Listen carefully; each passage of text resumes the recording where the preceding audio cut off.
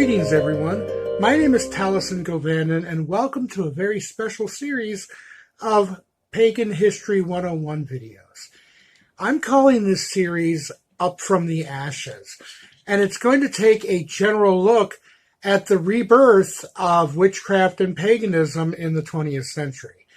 Now, this is going to be a very general series. I'm only going to hit the highlights. I'll come back later and do some more in-depth videos about some of the people that we're going to be covering on this particular series. So sit back, relax, and let's dive back to the early parts of the modern pagan and Wiccan movement.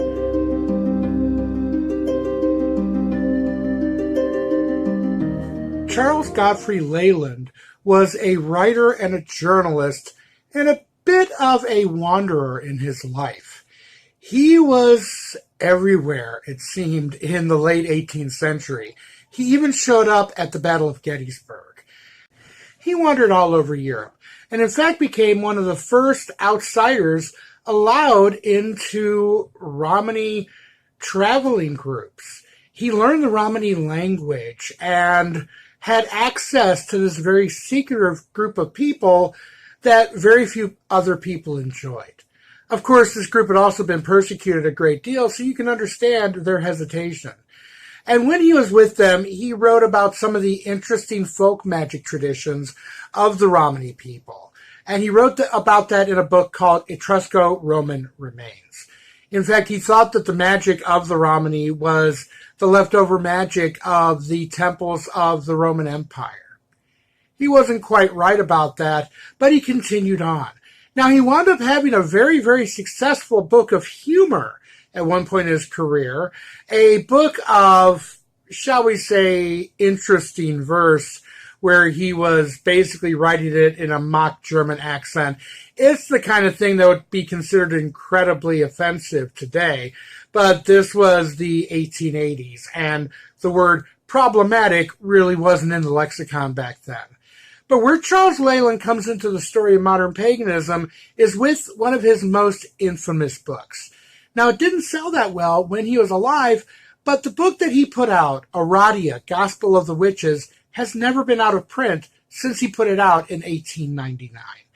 Now, in it, he details a story of meeting a young woman traveling with the Romany. He assumed that she was one of them because she was physically close to them. But as he gained her confidence, she came out and said that she was actually a witch, one in a secret tradition of witches stretching back centuries that had been keeping folk magic alive all of this time.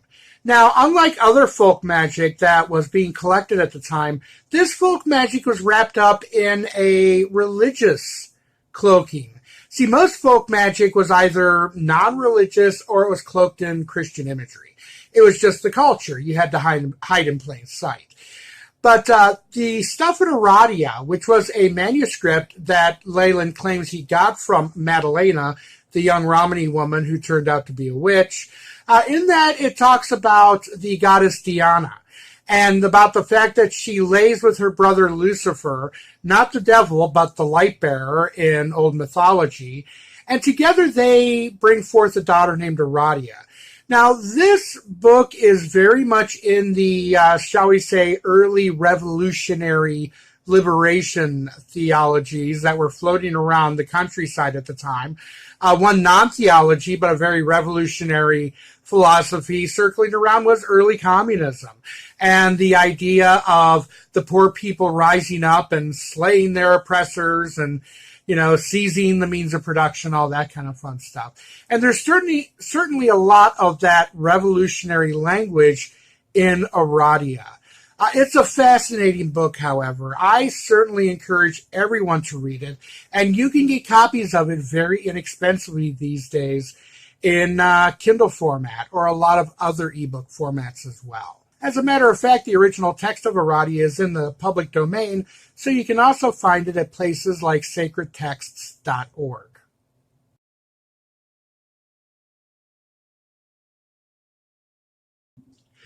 Okay, the next stop on our tour is with a woman named Margaret Murray. Now, Margaret Murray was an Egyptologist at a time when women in academic fields was a pretty unusual thing. But she carved out her own trail through academia and was actually a very, very well-respected Egyptologist in her day. However, at one point, she started looking at the folklore of the British Isles. It had just gotten fashionable for archaeologists and anthropologists to look at the history of the British Isles.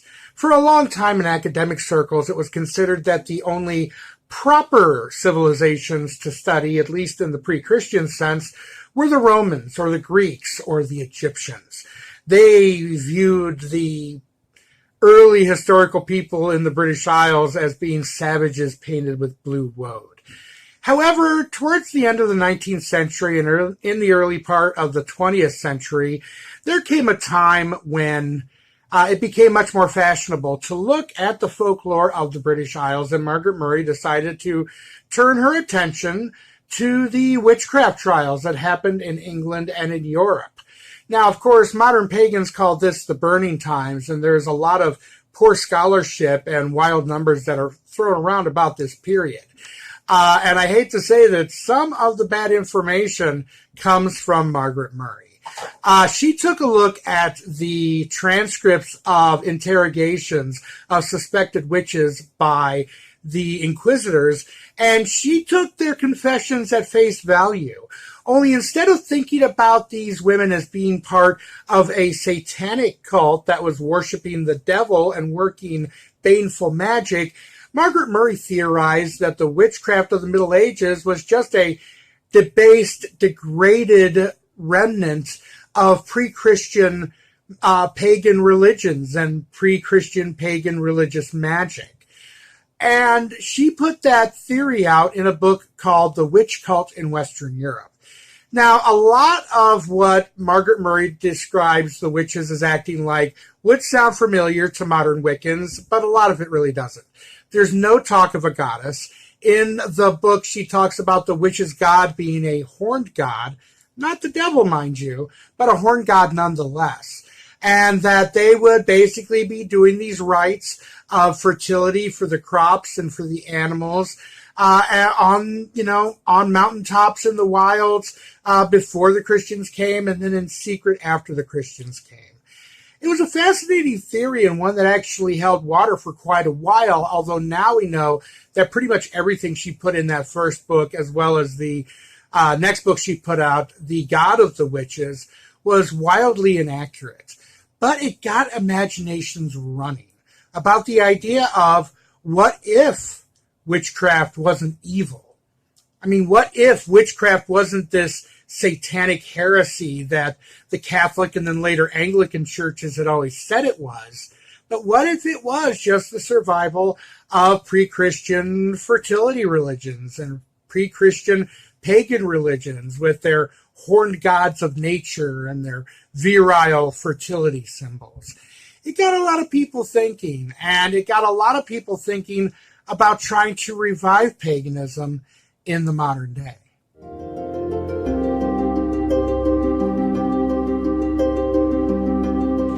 Now, before we move on to Gerald Gardner, I would like to talk about the precursors that came before Gardner came out with his first book on witchcraft. Not just the precursors that I've already gone over, like Charles Leyland and Margaret Murray, but other precursors that were bubbling in British and European pop culture for decades before witchcraft made its grand re-entrance onto the world stage with Gerald Gardner's first nonfiction book. There's been a lot written about this period of British literature, and I would recommend checking out a book called Triumph of the Moon by Professor Ronald Hutton. Not only is it an incredible book on early pagan and early modern pagan and early modern Wiccan history, but he really goes into some of the literary trends that were around at the time. So too does Phil Heselton in his second book about Gerald Gardner and the Cauldron of Inspiration.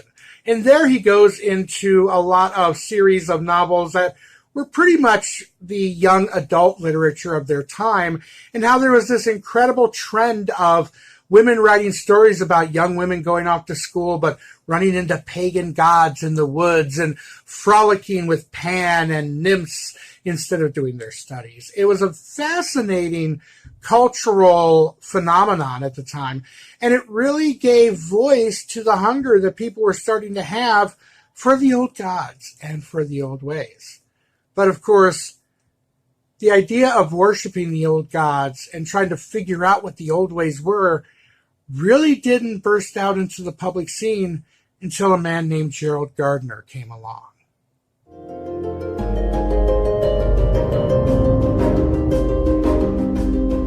Now, I already have a video about Gerald Gardner himself elsewhere on my YouTube channel. It's in fact the very first video in my Modern Pagan History 101 series. So I'll leave out most of the early biographical information about Gardner.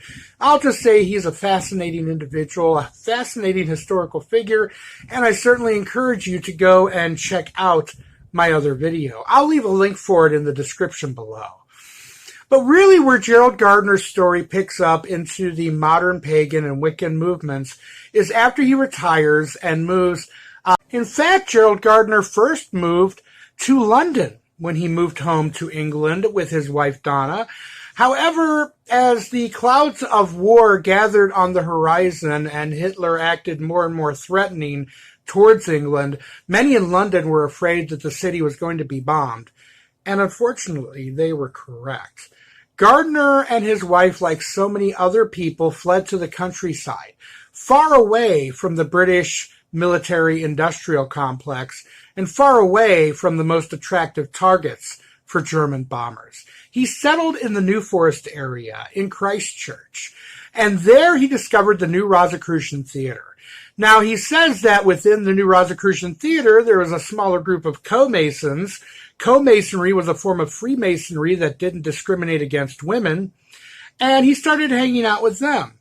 But then he says that within the co-masons, he found another group of people, very secretive, but he struck up conversations with them and gradually won their trust. Eventually, they told him that they felt like he was one of them, that he had spent lifetimes before practicing the kind of magic and religion that they were practicing, and that he should come back to them. So one night, in the home of Dorothy Clutterbuck, Gerald Gardner was initiated into what that particular group was calling witchcraft. In fact, he said it wasn't until he heard the word Wicca that he realized that what he had so fondly hoped was still around had indeed not died off. Now, that's Gerald Gardner's story. We do know that it didn't happen exactly like that, but Philip Heselton has shown that there was a coven practicing what they called witchcraft in the New Forest area at the time Gerald Gardner lived there. And so we know the coven existed. We know he was initiated. We don't really know how that coven practiced. As I've said before, I have my own theories on that, but that's for another video. But now Gerald Gardner was part of what he called the witch cult, and he wanted to run out and publicize it. However, the old laws against witchcraft were still on the books. Now, the witchcraft laws of 1734 were certainly more evolved and more progressive for their day, in that it turned witchcraft from a capital offense where you could be put to death for it, and instead turned it into a type of fraud. In other words, the law assumed that there was no such thing as witchcraft, and if you called yourself a witch, that you were a fraud and could be prosecuted for fraud. Now, during World War II, there was a big upsurge in interest in spiritualism, communicating with the dead. That's not uncommon. During times of war, a lot of cultures have really turned to spiritualist and seance techniques and spirit communication to try to give the families of those lost in battle some feeling of consoling or comfort in their hour of loss. England was particularly taken in with the whole idea of spirit communication during World War II. It wasn't that long after the spiritualist movement started in the United States in the late 19th century, and spiritualist mediums were extremely popular. There was one named Helen Duncan who was very, very good and was one of the favorite mediums of a lot of the rich and influential people in British society. However, she was a little too good. One night during a seance, she said she was bringing forth the spirit of a young man who was the son of the people sitting for the reading. Now, the spirit of this young man said that his ship had been sunk at sea by a German U-boat. They had been torpedoed, but that he was on the other side, as were the rest of his crewmates, and that everybody was fine and that they shouldn't worry. The problem is that the young man really was a part of the British Navy, and he really was on a mission when his ship was torpedoed and destroyed and all hands were lost. The problem was that it was a top secret mission. And the British government didn't like the fact that this woman, Helen Duncan, got so much right.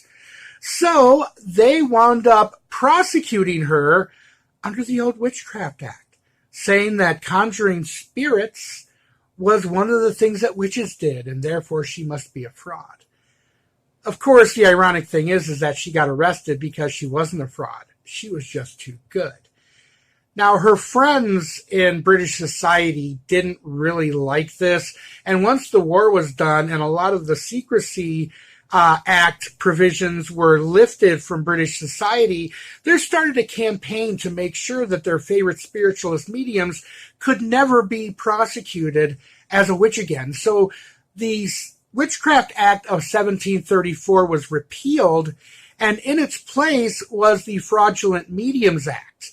Now, this was actually a landmark in psychic development and the psychic scene because it was the first time that a government had acknowledged that real mediums existed.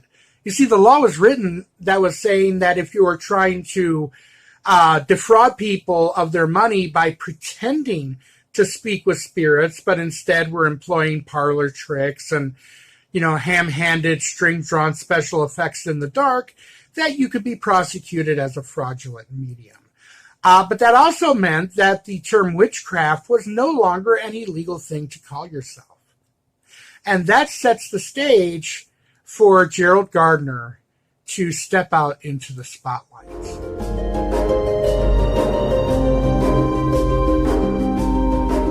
Of course, the first book that Gerald Gardner wrote about witchcraft was written before the Witchcraft Act was repealed. So he had to put what little information he could into the form of a novel.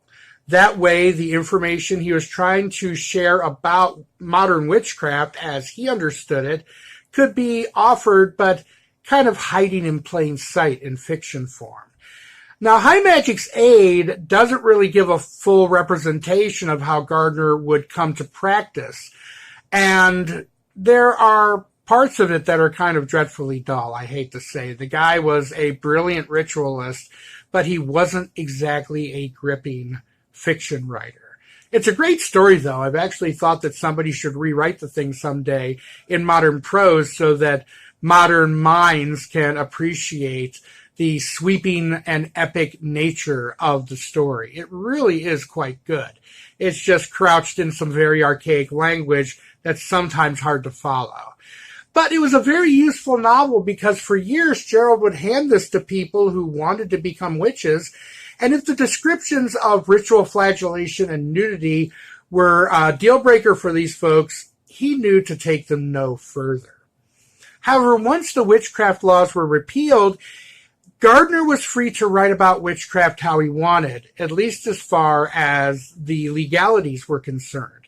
His coven was another matter, however, and they weren't really fond of the idea of him publicizing their existence. One of them remarked that witchcraft doesn't pay for broken windows. So Gardner left that coven. Gardner took his high priestess, Edith Woodford Grimes, who went by the name of Daffo, with him and formed a new coven. He took the rituals that the coven he had been initiated into had been doing, but he said that they were very hard to follow, and so he had to fill them in quite a bit. What it basically means is that he had to compose 85% of them.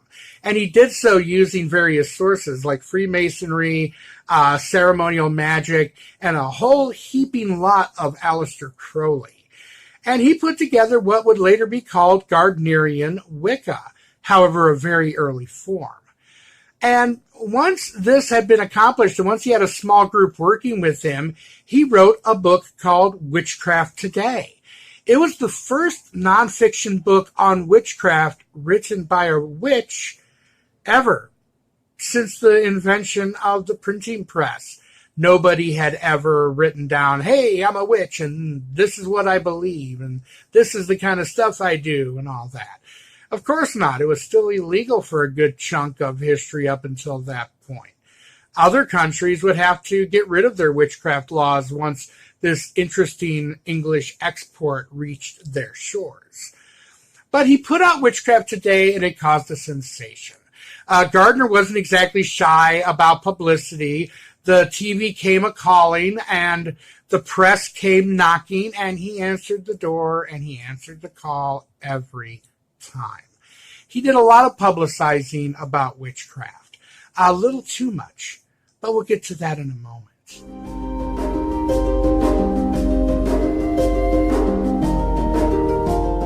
Modern Wicca, as we know it today, especially some of the most favorite liturgical parts of early traditional Wicca, wouldn't be what they are without a woman named Doreen Valiente.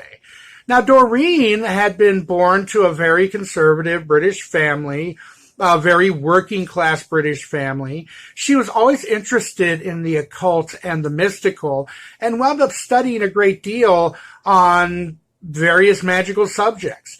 She worked out of the Key of Solomon, having found a very rare copy at the library and copying most of it by hand into her notebook while she went to visits to that particular library. She worked all kinds of Golden Dawn magic. What she could find, she worked with. Now, one day she saw a newspaper article saying, "Calling the Witches of the World," and it was about Gerald Gardner, about how he was planning to open a witchcraft museum that also dealt with magic and all kinds of superstition. And she thought it sounded fascinating. She wrote a letter to Gerald Gardner, and he wrote back, and they started a correspondence.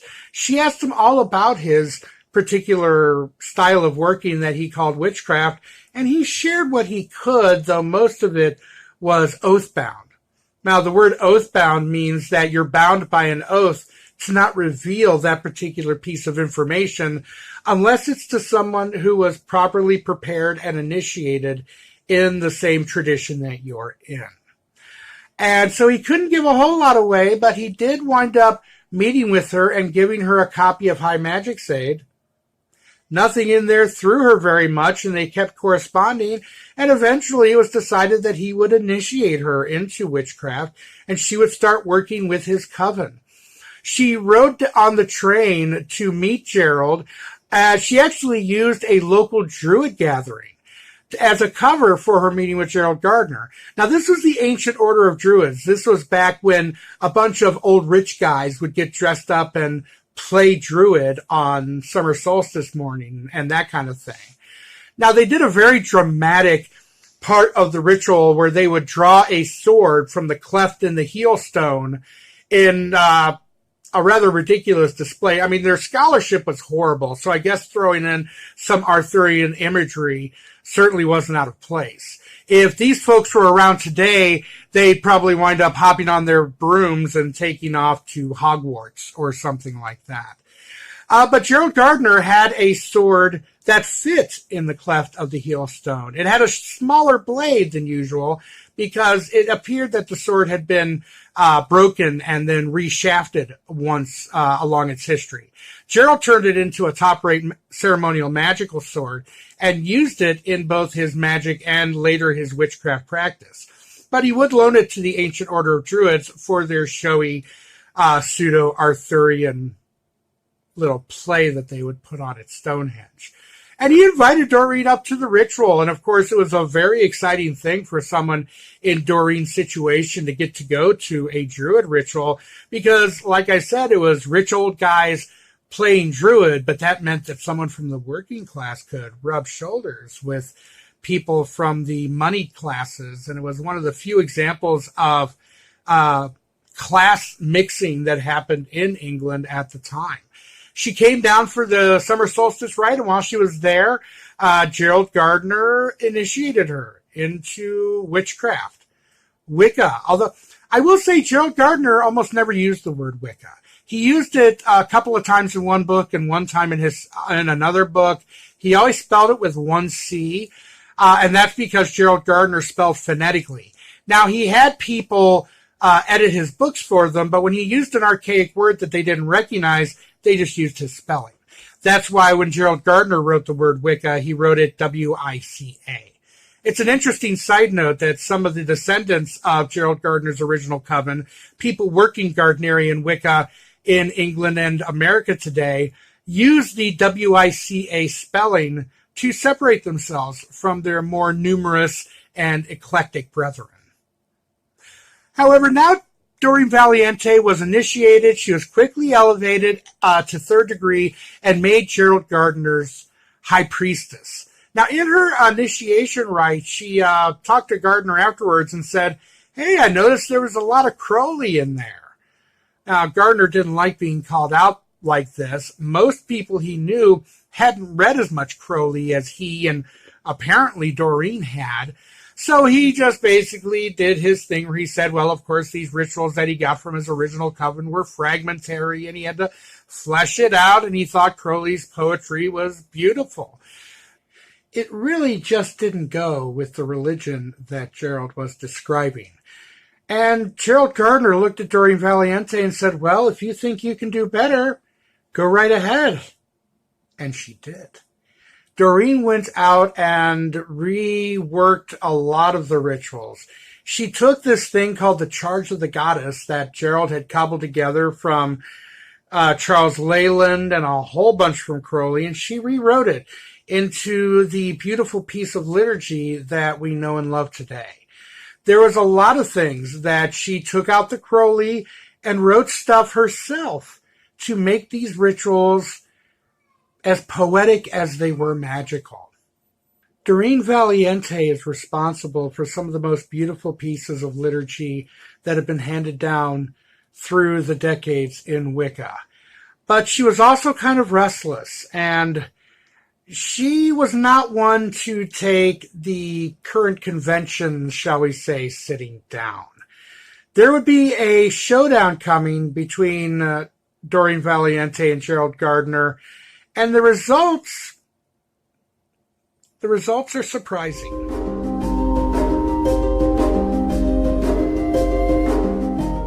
One of the big problems, what really led to this showdown between Doreen Valiente and Gerald Gardner, was Gerald Gardner's relentless publicity seeking. Gerald Gardner was always seeking to publicize witchcraft, and he would point around to all of the people in the coven who had found him because of the publicity work that he was doing as evidence that it was ultimately a good thing. However, the press wasn't very friendly towards Wicca in its early days, and Gerald Gardner would get taken in by unscrupulous journalists on many occasions. It would usually go something like this.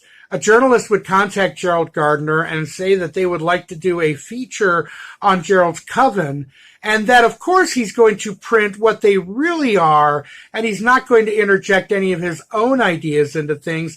They would always promise to just print what the witches said about themselves. So Gardner would get very excited, and he would give them all of these concessions where they would say things like, we want to photograph a ritual, we want to photograph it surreptitiously so we can catch people kind of in the middle of things. And Gardner would go along with this stuff. Now, of course, when these articles were published, they would usually be under these huge headlines that read something like, black magic rites in England or something like that. And Gerald would be suckered once again. Sometimes these journalists would write people's real names, not just Gerald's real names, but the actual names of the people in the coven and even their professions. People lost jobs. People had their houses vandalized. People in the coven had to deal with the fallout of Gerald's publicity seeking. And he was also letting a lot of bits of information out. Pieces of information that all of the rest of the coven had been told were oath-bound. In other words, they could not say them to anybody who had not been initiated in a Gardnerian coven. And at the time, there was only one, the coven called the Bricketwood Coven, that met at at Gerald Gardner's nudist colony called the 5 Acres Country Club. Stuff that they had been told was oath-bound, Gerald would be giving away to journalists. He would let them watch rituals that were only supposed to be for initiates. So at one point, there was so much grumbling that Doreen and a few other people, they got together and wrote up a proposed 13 rules for being in and running a coven. And the rules would apply to everyone, whether they were an initiate or a coven leader. It would be the same. Now, at the time, Gardner was living pretty much full-time on the Isle of Man, running his Museum of Magic and Witchcraft. However, once he was notified by letter that they were drawing these rules up, he wrote back and said that there just so happened to already be a list of rules for witches and covens, but he just hadn't shared it with them yet. That it had come from his old coven and dated back to the Middle Ages, yada, yada, yada. If you run across these laws today, people usually call them the Ardanes because they are written in this really sloppy, mock archaic language. So let it be Ardane. And to tell you the truth, a lot of the things in there, the rules, especially about, say, a young and pretty priestess replacing an aging priestess as the leader of the coven, that never really happened in practicality in Gardnerian craft. Gardnerian craft is filled with strong women like Doreen Valiente and Patricia Crowther and Eleanor Bone and so on and so on. Very strong women, very intelligent women, very capable women who could run their covens just fine, thank you. They didn't need a pretty understudy. And there are a bunch of things on this, and for that reason, Doreen threw her hands up and said, that's it, I'm done. I'm not going to try to deal with somebody who is going to basically lie to try to get out of a sticky situation. And so she left the coven, and about half of the other people left the coven too. And yet, for the development of Wicca in the British Isles, this was a very good thing. You see, the people who left Gardner's original coven, the Bricketwood Coven, they would go back all across England, and they would start covens where they were at, doing much of the same stuff that they had learned from Gerald Gardner, because they decided that even if they couldn't trust Gardner's veracity as to the source of the material, it worked. It worked for them. It helped them experience the mysteries. It helped them work their magic. It did what it promised to do. Whether it was ancient or modern, it didn't really matter. Now, one of the people who would stay with the coven, someone who was very young at the time that the original coven split, Fred Lamond, would later say that he felt rather fortunate to have been in a situation where there's a strong suspicion that none of the backstory that Gardner gave the coven about where this stuff came from may have been true. So at that point, though, they had to take a look at the material and say, does it work? Does it stand on its own? Once the illusion of antiquity had been ripped away, did the spells work? Did the rituals work? And Fred Lamond said that he decided for himself that they did. And so he, like a lot of other people who have been in Gardnerian Wicca, are in Gardnerian Wicca, when something crops up that shows where Gardner got something, some source, some bit of arcanum pops up that shows that, oh, Gerald took this part of this ritual from this other thing, they're not threatened by it. They're not, clutching their books of shadows, and nervousness and trying to deny that it's happening. Their attitude is, it doesn't matter if you made it all up. It works. It works the mysteries. It helps you experience the mysteries, and that's what's really important. However, at that point, Doreen Valiente was out of the picture in terms of Gardnerian Wicca, but she will turn up again as we go through the chapters in this ongoing series about modern pagan history.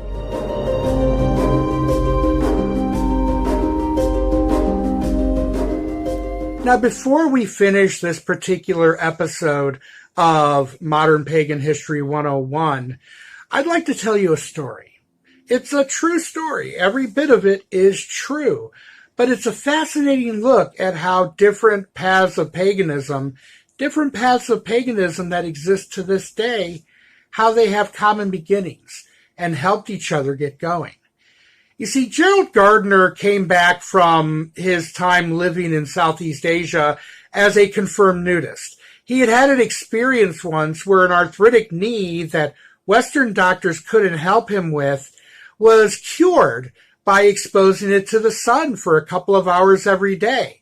Now, Gerald was given this advice, by the way, by a local tribal healer. And it worked, whereas the Western doctors couldn't help him, the sunlight therapy had him back up and back at work and feeling great. So Gardner was convinced that the naked body being exposed to sunlight was vital for health and vitality. So when he came back to England, he joined a nudist colony so he could indulge in his practice of exposing his whole body to the sun in an environment where it wouldn't be looked on as weird or obscene. Now, however, his favorite nudist colony went up for sale, and to avoid the risk of somebody buying it who didn't want it to be a nudist colony, Gerald Gardner bought it himself. That's the 5 Acres Nudist Club. Now, the 5 Acres Nudist Club had these cabins, and that's how you bought a membership, is you purchased a cabin. Basically just a place to crash at night, and all of the activities would take place outside or in common halls when it was inclement or cold weather. Now, Gerald Gardner also had his original Wiccan coven out at this nudist colony, and they would meet in a small cottage that he had purchased that he called the Witch's Cottage. After all, a nudist colony is a great place to have a skyclad or naked coven, because if people peeked in the window and saw a bunch of people inside naked, nobody would really think twice about it. Of course, if they saw them standing in a circle while a naked woman waved a sword around, they might think twice, but people were used to giving each other their privacy at these nudist clubs. Now, the thing about Gerald Gardner's 5 Acre Nudist Club is that it was quite the gathering place for the occultists that lived around the area at that time. You see, nudism, or naturism as they called it, attracted a lot of free thinkers. So did the occult. So Gardner wasn't the only place where naturism and the occult wound up intersecting. Now, one of the people who bought a cabin at the nudist colony was a man named Ross Nichols. Ross Nichols was somebody who was interested in pre-Christian pagan religion, but he wasn't so interested in witchcraft. He was more interested in the ancient Druids. Now, Gardner, having become associated with the ancient order of Druids, as I described earlier in this video, well, he said to Ross Nichols, "Oh, my good boy, if you'd like to learn about Druidry, I know some Druids. Come and hang out with us. Come and join the rituals and see what it's all about." And Nichols did that. Nichols and Gardner were quite good friends. Ross Nichols was the editor who made Witchcraft Today readable. And that's an important thing because Gardner was self-taught. He taught himself how to spell phonetically, and he didn't spell that well. He needed an editor to get books ready for publication, and Ross Nichols helped with Witchcraft Today. And Gerald Gardner helped Ross Nichols. He introduced him to the Druids, and later Ross Nichols decided to break away from the ancient order of Druids and form the OBOD, the Order of Bards, Ovates, and Druids, a neo-Druidic organization that exists to this day. Now, the story I want to tell, though, is about how the pagan calendar that we all know and love today came into existence. You see, when Gerald Gardner first put together the sacred calendar of the year, he really only focused on what would later be called the grand Sabbats, or the major Sabbats. These are the days that aren't tied to astronomical occurrences. So these days would be Samhain, of course, in October, Imbolg in February, then, of course, Beltane or Beltane in May, and Lunasa in August, or also known as Lammas. And these were the rituals that, or these were the holidays, mind you, that Gardnerian covens, or the Gardnerian coven, the one at the Bricketwood coven, would celebrate on their own. Now, Gardner said that the other 4 holidays, the solstices and equinoxes, were important, but just not as important. And those holidays would be observed on the closest full moon. In other words, I mean, these witches got together every month during the full moon anyway. They only did extra meetings, though, for the grand Sabbats, like Samhain and the like. The minor Sabbats, the solstices and the equinoxes, got shuffled off to just another full moon celebration and were usually just acknowledged with a line or two. It wasn't anything that elaborate. Well, once Gardner moved to the Isle of Man to run his witchcraft museum, the people who he left in charge of the coven, Jack Bracelin, who would later put his name to Gerald Gardner's biography, Gerald Gardner Witch, and his working partner, who only went by the name Deonis, they were left in charge of the coven, and they started talking to some of the other people who were left in the coven after everything split. And they really wanted to get together and have extra rituals as often as they could. They enjoyed it. They liked the ritual. They liked the magic. They liked the people. They liked getting together with their coven mates as often as they could. So they thought, well, why don't we do extra rituals for the solstices and equinoxes as well? They sent a letter to Gerald Gardner to get his blessing, and he gave it. He said, well, yes, that if you want to do it, go right ahead and do it. And that's why we have 8 co-equal Sabbats throughout the wheel of the year. But the Druidic tie-in with this is Gerald Gardner probably wouldn't have included the solstices and equinoxes in his sacred calendar if it hadn't been for Ross Nichols. See, Ross Nichols was looking at some of the new discoveries about the astrological alignments of Stonehenge. And at the time, everybody still assumed that the Druids had built Stonehenge. The fact that a much earlier race of people had built Stonehenge really wouldn't become common knowledge until later in the 20th century. So, since Stonehenge seemed to be aligned with things like solstices and equinoxes, Ross Nichols assumed that solstices and equinoxes were important to the ancient Druids, and he thought that those holidays were important. Gardner included those holidays because Nichols thought that they were so important, and he convinced Gerald of this fact too. So the fact that we have an 8-spoke wheel of the year, you can thank Gerald Gardner, the witch, and Ross Nichols, the Druid. And for the fact that we get together and have these really groovy rituals with some of our closest friends, even if we're solitaries, those close friends can be the gods and the spirits.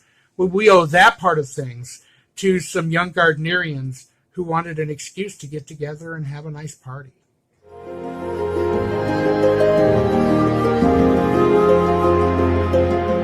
Now that the Wiccan cat was out of the bag, however, things were going to change, and change rapidly. The torch would be passed from one generation to the next, and the way the public perceived modern witchcraft was going to go through a renaissance. But that's a story for our next chapter in this ongoing series of Up from the Ashes. the 7-part story of modern Wicca and paganism. That's going to continue here on this channel. Now, of course, if you like what you see here, go ahead and like this video, subscribe to the channel if you haven't yet, push the little bell so you'll get notified whenever I put out a new video, and leave me a comment. Tell me what you thought about this video. If you have any questions about any of the things that we covered on this particular video, go ahead and leave those in the comments too. I read every comment, even if I don't get a chance to respond to all of them, because I'm grateful that you're taking the time to give me some feedback. My name is Taliesin Govannon, and I will see you in the pages of history.